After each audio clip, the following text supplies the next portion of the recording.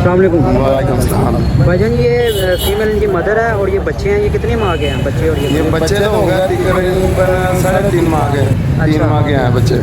ठीक है। और मदर मदर का 3 साल।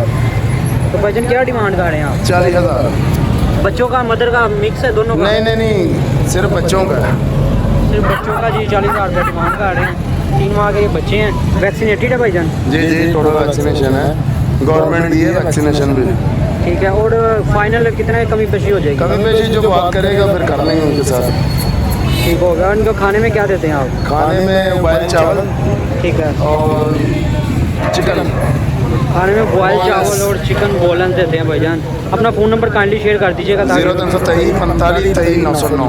0323 45 23 909 ये भाई का नंबर है। और इनकी रिहाइश किस जगह पे है? कलमा चौक। कलमा चौक रिहाइश। अगर कोई आके देखना चाहता है तो वो इनसे रब्ता कर सकता है। फ़ोन नंबर आपको मेंशन कर दिया है।